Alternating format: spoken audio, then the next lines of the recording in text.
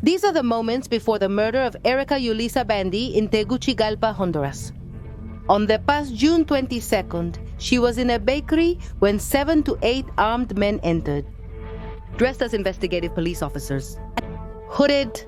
We already saw in the first part that there were women who refused to accept the place that certain traditionalism had for them. They chose to change the role of housewife, to stop following orders from men.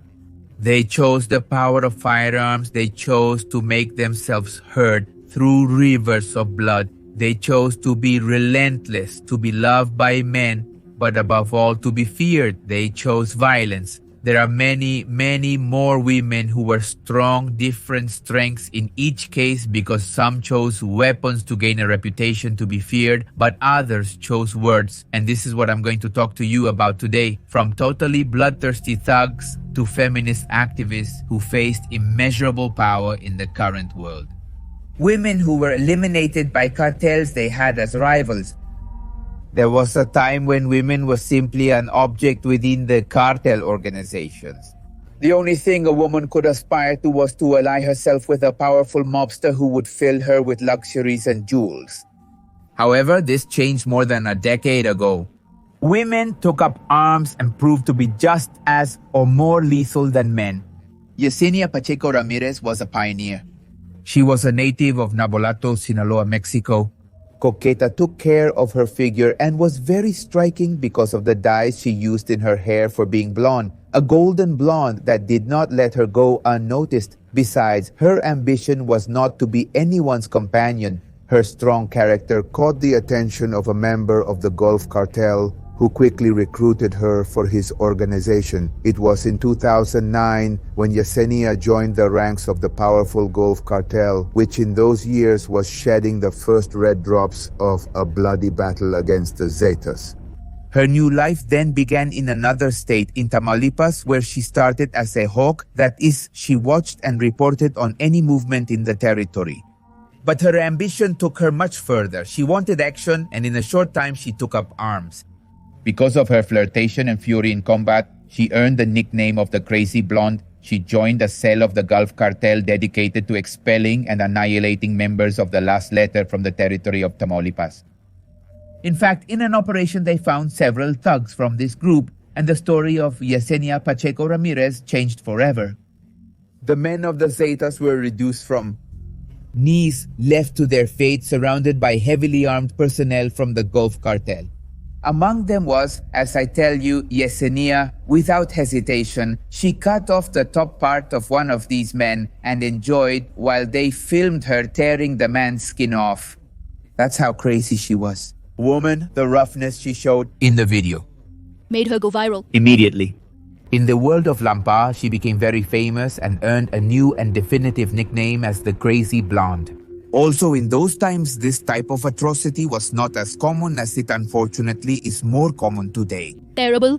Her viral spectacle earned her high esteem among the Gulf Cartel's thug troops, and the leaders looked upon her favorably, ambitious and lethal. Thus she climbed within the criminal organization. She was one of the first female drug lords and formed her own armed group, which she called Las Llenas. The peculiarity of this unit was that they were all women, under the orders of La Güera Loca. Soon different groups in the country imitated this. The girls showed determination, intelligence, ease to infiltrate, and above all to be lethal, to a certain extent more lethal than men. Under her command, she sheltered those of the last letter in Matamoros and other Tamaulipas municipalities using the hyenas.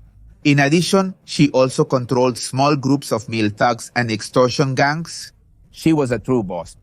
But with fame and power, she didn't stop getting her hands dirty and often took care of things herself. Doing the cutting, you know what? And besides, she would cut her rivals into pieces to send clear messages to her, as I tell you, to those of the last letter, to her rivals. She sowed terror among her enemies, which made her a target of the Zetas. Her rivals had her as a priority to send her off to meet St. Peter. Such was the trail of blood she left in Tamaulipas that the police and military authorities also set their sights on the Crazy Blonde.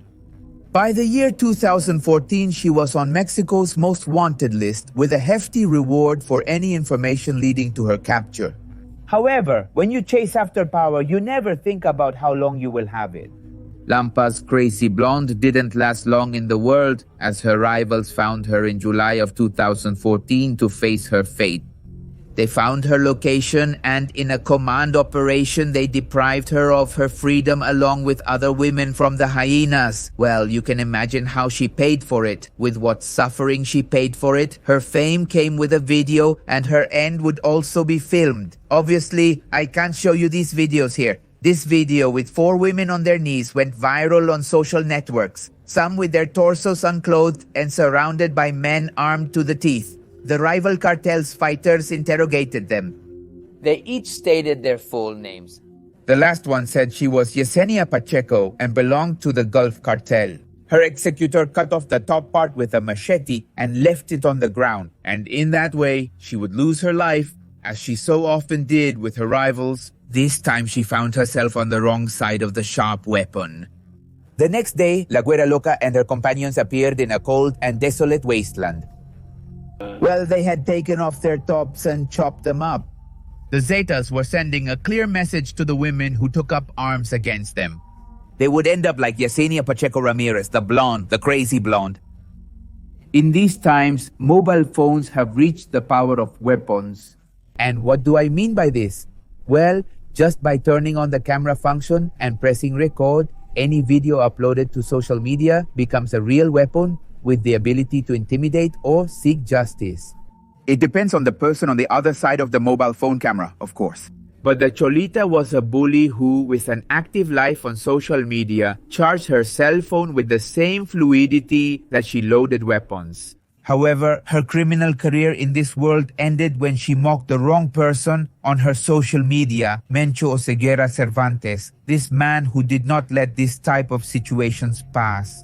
Little else is known about the Cholita beyond the photos and videos she uploaded on social media. She managed 2 Facebook profiles, one under the name of Lucy Cruz and the other as Castillo Hernandez. On her profiles, she shared photos of her voluptuous body, let's say very provocative. The teenager who gained followers for her beauty, loved to show off her curves, her tattooed body, could be said to be just another young woman, except that in many of those photos, she posed with high-caliber weapons and bulletproof vests. But not everything was sensuality on the networks. She also showed her ferocity, her power by sharing videos of hits and operations of her organization, the Viagras and the United Cartels. The United Cartels, a union between Los Viagras, the new Michoacan family, and Los Blancos de Troya, aimed to dispute and expel their bitter rivals, first Los Zetas, and then the Jalisco New Generation Cartel of Mencho or Seguera Cervantes from the Tierra Caliente, Guerrero, and Michoacan territories. Thus, the Cholita of Los Viagras, as she was known for being part of that criminal organization, was under the orders of Nicolas Sierra Santana, the Coruco, one of the founders of the Viagras Cartel and its main leader in the year 2020. The young woman's criminal career was as swift as it was ephemeral, as she was known more for flaunting her beauty and her weapons than for hits or the creation of a style of her own. Even in her last days, she began to upload photos covering her face with different emojis, perhaps out of fear or caution, perhaps both, who knows? But surely her enemies already had her in their sights. They could recognize her anywhere and at any time. The Cholita grew in the organization as her popularity grew thanks to her videos, recognizable for her beauty and her distinguished arm tattoo, 3 skulls on fire flames. No emoji could cover the image she built. She was a distinguishable figure and the Coruco esteemed her, which allowed her to earn promotions and recognitions among her peers. As in addition to uploading videos with the hits of her command, she came to lead a group with which she carried out and organized robberies to houses in the Aguaje area in Michoacan. However, at some point, the young woman felt untouchable, and in the videos, she began to mock the Jalisco New Generation Cartel, especially Nemesio Seguera Cervantes, El Mencho.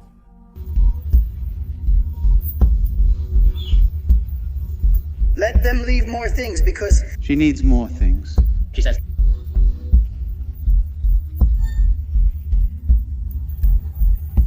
They forgot to leave the rifle, they forgot to leave a sight. In several of her videos, Cholita and her companions display weaponry, tactical equipment, ammunition, and trucks abandoned by Mencho's men. The young woman, you realize, mocked without believing in anyone and emphasized several times that they ran like chickens. It was the last thing she did, the last insult, because with this her head had a price. That's how, in a special operation of the Jalisco New Generation Cartel, the young woman was surprised along with her companions while they were sleeping in a safe house in Michoacan in December of the year 2020, and she was never heard from again.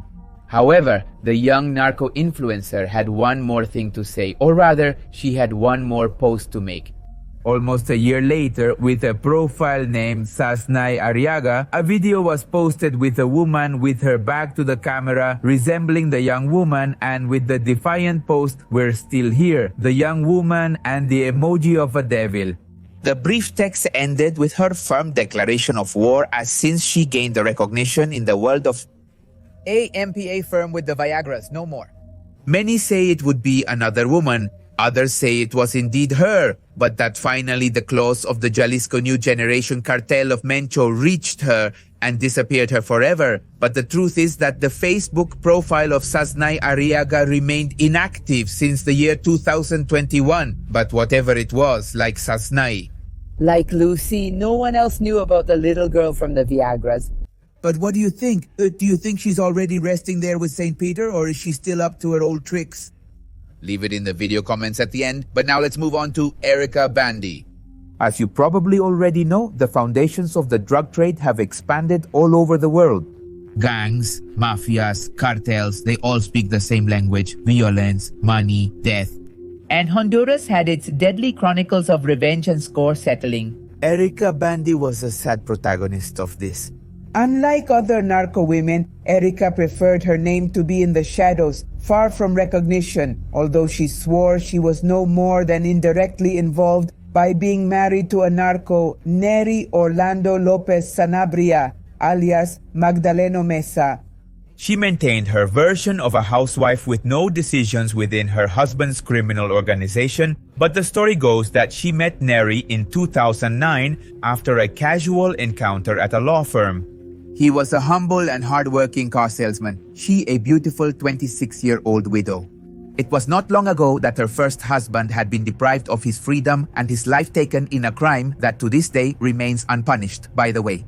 But, well, of course, once the couple was established and the marriage consummated, Neri Lopez left the car sales business and found a much more profitable venture. In a short time, he amassed a great fortune thanks to the trafficking of illegal substances. Honduras, in the center of America, is a route, in case you're not very informed, a crucial route for the transport of goods between the raw material of South America and the Mexican control of the border with the United States, the main market for white gold. So, the name of Neri Lopez was left in the past. The new direction of his life needed an alias. Thus was born Magdaleno Mesa, the drug lord of Honduras. Erika, for her part, witnessed her husband's name change and with it, how his social and economic position improved. But according to her, she only supported her husband and served as a front for his businesses, supposedly, of course. However, there are those who point out that Erika was not a harmless woman, but had a dark past, very well camouflaged with her reality of a devoted wife and loving mother. According to these people, it was Erika who had the connections with drug traffickers and introduced them to Magdaleno Mesa. Witnesses said that on several occasions they heard Erika say, "I made Neri," referring to her husband's career in the world of crime. However, the couple could not remain anonymous for much longer. It was a day in June of the year 2018 when a police operation ordered by the Drug Enforcement Administration, the United States Drug Enforcement Administration, stopped the armored Toyota Hilux truck in which the couple was traveling to their luxurious ranch in Santa Barbara. Behind them, in another truck but a Volkswagen brand, were 3 employees, trusted men of Neri who served as security.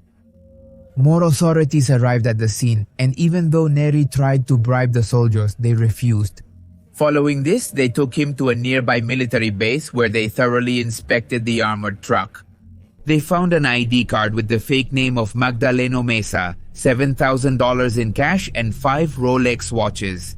For her part, Erika had very valuable jewelry in her purse. For a moment, Mrs. Bandy thought they might be able to avoid the search. But the worst happened when a soldier discovered a device in the Toyota that opened a secret compartment. In it, there were $200,000 in cash, weapons, grenades, and 11 accounting books. In addition, in their men's van, they also discovered a secret compartment where they found more heavy-caliber weaponry. Erika Bandy was present while her husband was being arrested, who already imagined his fate. With tears in their eyes, the couple exchanged words of encouragement, love, and unconditional support. However, something was broken in Nery Magdaleno, Erika's husband. He told her they would kill him. And he wasn't wrong. A year later, on October 26 of the year 2019, Nery Lopez, alias Magdaleno Mesa, was attacked while in the maximum security prison El Pozo, this in Tegucigalpa. The video, captured by the security cameras of the enclosure, suspiciously spread through social networks where you could see how they snatched the life from MS-13 gang members, the infamous Maras Albatruchos originating from the neighboring country El Salvador. A message for Erika Bandy. Well, I don't know, but a few days before Nery told Erika to speak, to say everything she knew, that would be her best salvation. The woman increased her personal security and constantly changed her residence. The threat was imminent, especially with the events that occurred after the capture of the drug notebooks. Not only were there details of Nery's operations, but also very important men from Honduras were listed. These were the country's president, Juan Orlando Hernandez, and his brother, Tony Hernandez, both accused of being the bosses of Honduran drug trafficking. In fact, United States prosecutors used Nery Lopez's drug ledgers to arrest and sentence Tony, the brother of the president of Honduras, to life imprisonment. And although Mandy also faced her legal problems as a front for her late husband's businesses, she was convicted of money laundering in 2021 and sent to a women's prison. During that time, Mandy tried to maintain the image of a housewife, but those who knew her revealed that this was not the Erika they knew. They described her as a two-faced woman, on one hand a loving mother with a taste for fine things, and on the other, a volatile and violent, bloodthirsty woman. Even a lawyer said Nery was the arms, Erika the brain. Finally, this woman benefited from a reform of the penal code and was released from jail in the year 2022, but conditionally and with the obligation to appear before a court frequently and the prohibition of leaving the country. Erika was obviously not calm. She felt the Grim Reaper. She felt St. Peter breathing down her neck at every step, and more so with the succession of deaths related to her case, that of her husband and the implication of the Hernandez first. In a suspicious way, they took the life of a lawyer for her and her husband. Then it was the turn of the director of the prison where Nery was killed. This was followed by another lawyer linked to the case. He changed phone numbers and addresses very often. She rarely went out and always accompanied by her bodyguards. He lived off collecting old debts during that time. Her intention to save her life and her children's was to finish her sentence and her probation so she could start from scratch in another country. But in Lampa, the mafia doesn't forget, and revenge is paid with the red color of life. That Erika escapes the country could only mean one thing: collaboration with United States authorities, because her head had a price. On Friday, June 23rd of the year 2023, this woman and her bodyguards parked abruptly in the Piedras neighborhood of San Pedro Sula. They were pursued by a van from which heavily armed men got out, wearing uniforms of the Police Investigation Directorate and balaclavas to hide their faces. Erika desperately entered a bakery and hid behind a lady, but the hitman, obviously in a fake uniform, pushed the lady aside and shot Erika in the face, who collapsed to the ground. The uniformed man shot her several times in the head to make sure she was no longer breathing to secure his target. Outside the bakery, the rest of the uniformed men made Erika's bodyguards kneel and executed them. As I tell you, crime always collects its debts. Ever since the drug ledgers were discovered, Erika had a hunch it was her end. Sometimes, from politics itself, figures emerge who, with a little or just by fulfilling their duty as leaders, rise as a light in the darkness. Such was the case with Maria Santos Gorrostieta Salazar. She studied and graduated in medicine. The need to help people was in her blood. From a young age, she was interested in politics and joined the Institutional Revolutionary Party, where she met Jose Sanchez. Both were concerned about the welfare of their place of origin, the municipality of Tiquicheo, where Sanchez became mayor, but the greatest reward was the marriage that Maria and Jose consummated. With 3 children and promising careers in politics, life seems to be smiling at them. At the end of Sanchez's term, it was Maria's turn to run in the municipal elections. In 2008, she was elected mayor and her life changed forever. Tiquicheo is a small town located 2.5 hours south of Morelia, Michoacan. This Mexican state is strategically key for smuggling illegal substances in addition to having the main poppy fields and other narcotics, so the presence and constant dispute of cartel groups like the Michoacan family and the Knights Templar is quite common. As a new mayor, Maria Santos committed a great offense to the vendors who own the territory. She thought she was the real authority. She decided not to be bought and to govern with common sense, seeking the best for her people. And that's how the cartels didn't let it slide and didn't give her a lesson. They gave her 2. The first came on October 15th of 2009 when armed men from organized crime attempted on her life. Maria survived the attack, suffered minor injuries, and was still breathing luckily. Unfortunately, her travel and life partner did not. In the hail of bullets, her husband Jose Sanchez was killed. She didn't have much time to go through the mourning. She immediately resumed her duties and the cartels theirs. On January 22, 2010, a few months after the initial attempt to eliminate her, she participated in a public event in Guerrero where she suffered another attack. Thugs armed to the teeth with assault rifles unleashed a fury. Maria this time received several impacts that left her with very serious injuries, but again she survived. His words were strong and clear. I will get up as many times as God allows me to. To continue searching and scratching, managing plans, projects, and actions for the benefit of all society, but particularly for the unprotected of his people.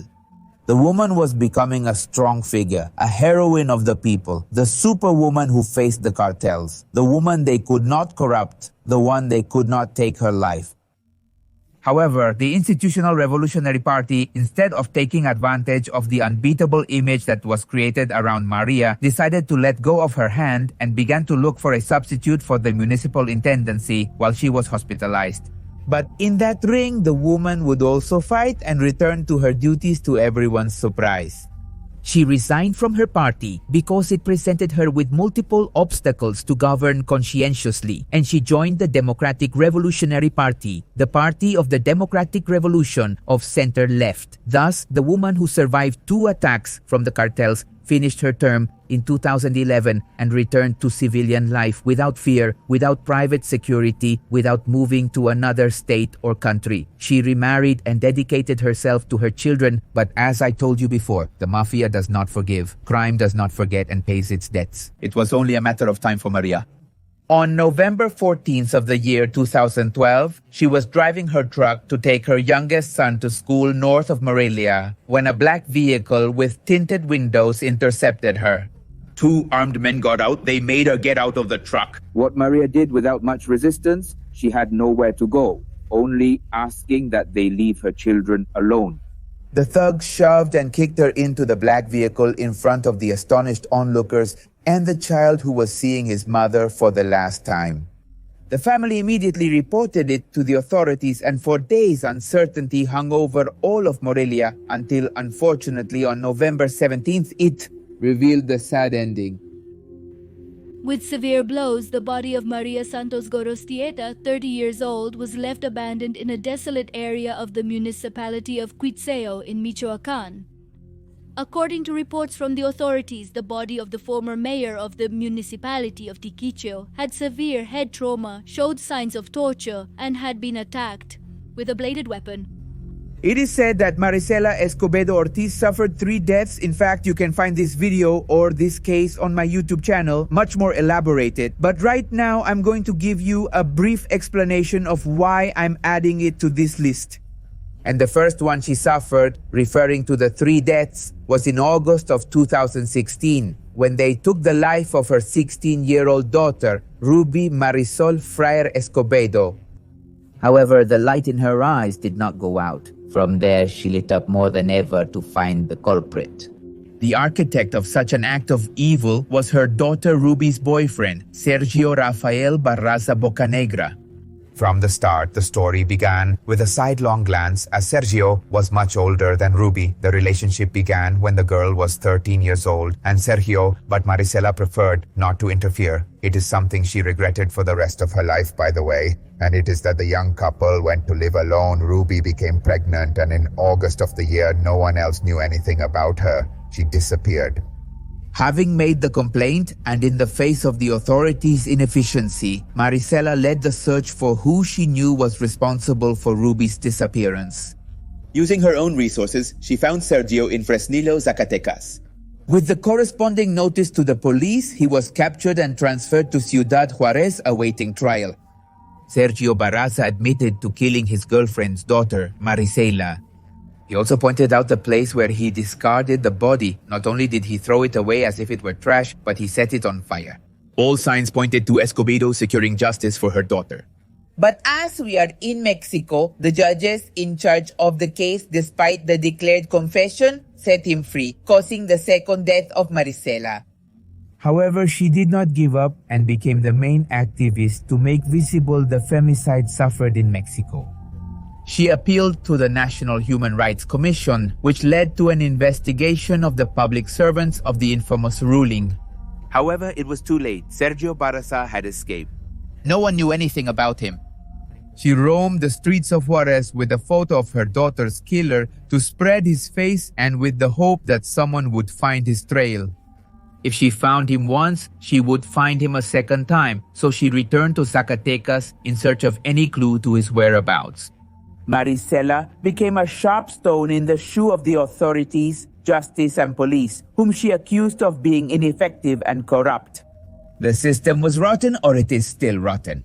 In Mexico, the most vulnerable are the women who are killed by the dozens per day and of whose cases 97 remain unpunished, or not to say 99,999 remain unpunished. So, going back to the case, the threats didn't take long to arrive, but with the signature of the mafia. Sergio Barraza was no longer a femicide. He was a murderer, a born killer. He did not distinguish genders. He joined the cell of the last letter, one of the most powerful and violent at that time. In the world of Lampa, he was known as Pee-wee and gained some power with thugs under his command. That his ex-mother-in-law spread his name and photograph in the media, interfered with his plans and those of the organization. Something had to be done. Her life had to be taken. But even though her life was at stake, Marisela did not back down. She remained firm as a rock.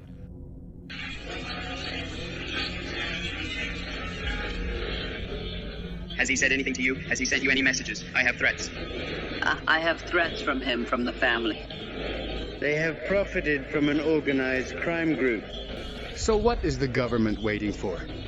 Let them come and finish me off. We'll let them finish. Me off, but right here in front, let's see if they... A few days after such declaration, on the 16th of December of the year 2010, a thug took his life with a shot to the head while he was crossing the street with his brother in front of the palace, to the shame of the government, yes, the city hall. The third death of Marisela Escobedo was the definitive one, although they kept killing her after that. On October 7, 2012, Jose Enrique Jimenez Zavala, the Wicked, was captured, but it was a scapegoat. Marisela's own brother saw the face of the gunman.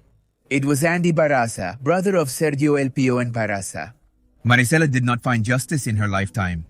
A corrupt system's impunity took it from her. The femicide was protected, firstly, by Mexican justice. However, divine justice may exist despite the Zetas' absolute power at the time. Since in the year 2012, he lost his life in an armed confrontation against the Zetas' rivals. Among the lifeless bodies that pile up in the past of the cartels, many are women.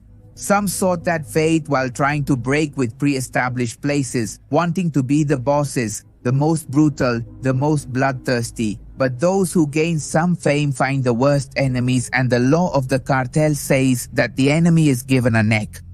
Others simply dared to challenge Lampa to the criminal world. Is seeking justice or doing the right thing can also be a reason to be in the sights of an AK-47 in the hands of fearsome thugs. Women who lived without fear, who faced the most terrifying powers of the world, found, as you realize today, sad endings at the hands of their cartel rivals.